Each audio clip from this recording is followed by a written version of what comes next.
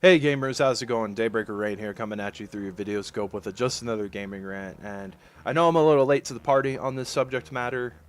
It is something that I kind of mulled over a bit for a while before I decided to make a video on it. Figured why not? Figured I'd go ahead and put my 2 cents out there and kind of talk about this because I kind of am a bit confused, to say the least, on kind of both sides of the coin. So. Let's get right into it. So, for those of you who are unaware, Nintendo had produced a console called the NES Mini, which was more or less a plug-in-and-play NES. I can't remember the exact number of games it had on it. It was like something like 40 or 50, I think. And then hackers got a hold of it and were able to put like 80-something games on it. Regardless of that, it was a easy way for people to get a hold of something that actually was a legitimate Nintendo product that played NES games, because really so far all the only things that existed like that on the market were a lot of bootleg consoles. You know, if anybody's seen JonTron's plug-in and play video or has watched any of Re-Rez's videos, I'm sure you guys are well aware of that. There's a lot of that out on the market today. So Nintendo decided, with this product being extremely hot, it was something that people obviously really wanted, because from everywhere I was told that the places that carried it would get in new shipments and they would be sold out almost instantly. And we're talking like, you know, places that would be getting 8 or 10 units and they would be gone within the first hour of them even having them. So it was obviously something that people did want, but Nintendo, for whatever reason, has decided that they are going to discontinue production of the NES Mini. To a lot of naysayers, unfortunately.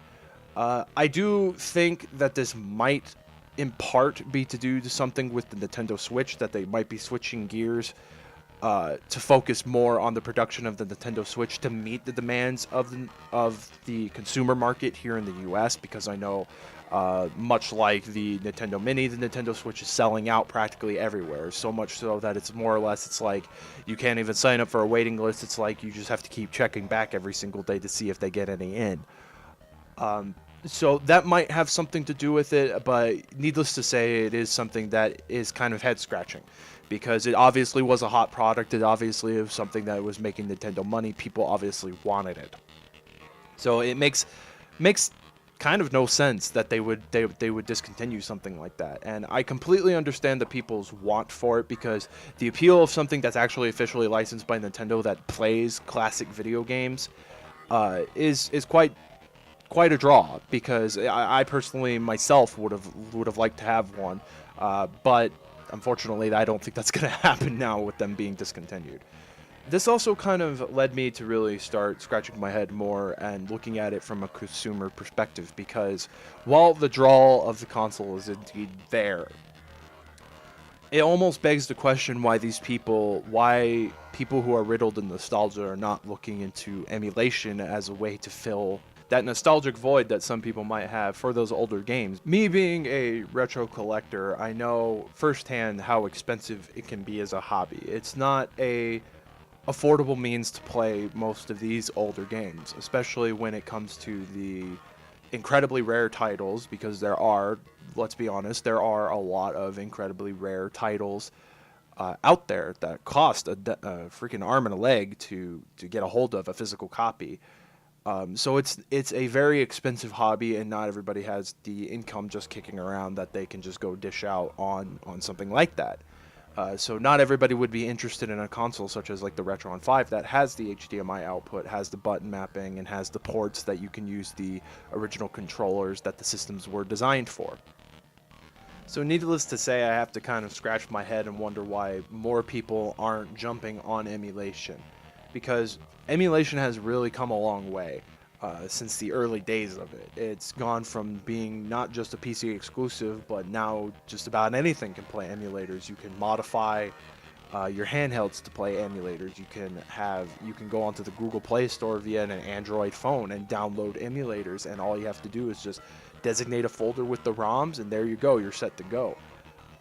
So it's kind of something that I really sit and think about. It's like, I don't understand if it's just the idea that maybe these people are not into the idea of emulation, or it's more It's just simply the draw of it being a Nintendo product, and that's why people want it, and that's why people want to support it, which is totally fine. I mean, people are going to support whatever they want to support. It's just emulation is out there specifically for that reason because, like I said earlier, retro collecting is an expensive hobby. It's not for everybody. So I would honestly say, like, you could spend, the 30-40 bucks I spent on my Bluetooth controller, boot up, some emulators on your phone, and you'll be good to go. I mean, you can even get controllers shaped like the original controllers. Like, if you were just looking to emulate, let's say, NES games, for example, you can get a Bluetooth NES controller that you can program to run on your smartphone. So it's just something that I think people should consider if you really, truly, legitimately want to play retro games. It's your best bet because, again, retro collecting is a very expensive hobby, and it's not for everybody. And you shouldn't just rely on Nintendo to be the ones to, fill that void for you.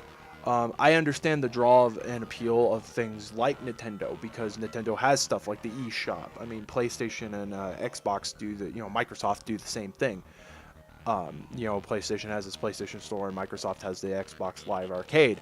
So there is mediums out there for older game purchases. But, they don't have every single game. Like, the eShops don't have every single game. So you may not get your favorite game that way. Yeah, I mean, that's more or less all I have to really say on the matter. This was going to be a short one. I didn't expect it to go for very long. It was just something I wanted to get out there because it really is confusing to me. I get why people are bent out of shape, but I also don't understand because it's really just easy to emulate this stuff. Like, I mean, just about any computer can run NES emulators. Like, it doesn't take that much to run an NES emulator. So, like, even your old, Windows 2000 computer could probably run an NES emulator just fine. So that's kind of the thing where I guess was scratching my head the most at. But if I had any word of advice to the people who seriously want the NES Mini, the best thing I could say is that I mean, you can raise as much of a voice as you can. Try to maybe curb Nintendo's decision to discontinue it. Like I said earlier, I really do think that this is probably more in the wake because they're shifting gears towards the Nintendo Switch, and they want to focus on more production of the Nintendo Switch to meet that demand as opposed to meeting the NES Mini demand. But that's just me. I'm sure Nintendo could do both. At the end of the day, I really do feel that they probably could afford to do both, but who knows? Who knows what it was? Maybe they just... It could be Nintendo because these are the guys, like, no offense to people who like Nintendo. I like Nintendo too, but let's be real. Nintendo are the hype masters. They're the ones who let you know, oh, this system is not going to be... we're not going to ship that many units, so you better get it while you can. It draws attention, and I think that's kind of one of the things that Nintendo is known to do, and it could very well be that this is all just a fabricated lie, so people start running out and buying more of these things from actual legitimate stores, and it draws more interest, I guess. I'm not really sure. Nintendo has kind of been notorious for doing this kind of stuff. They did it with the Amiibo, so it wouldn't surprise me if they did it with the NES Mini as kind of the same sort of marketing strategy. But another thing I do want to go ahead and say, don't fall for swindlers on eBay. Personally, if you're going to pay the price of some of the listings on eBay for the NES Mini, why not just look into doing retro gaming? Like, why not just look into doing, like, legitimate buying a NES, working NES, and start buying the cartridges? Because you could probably, for the prices that some people are asking for those things, you could probably get into retro gaming just fine. If you've got that much income kicking around, then why not? I mean, you could probably get all your favorite games for some of the prices that people are asking. But that's just my 2 cents on the matter. So thank you all for listening. Again, this is a lot shorter than some of the other videos.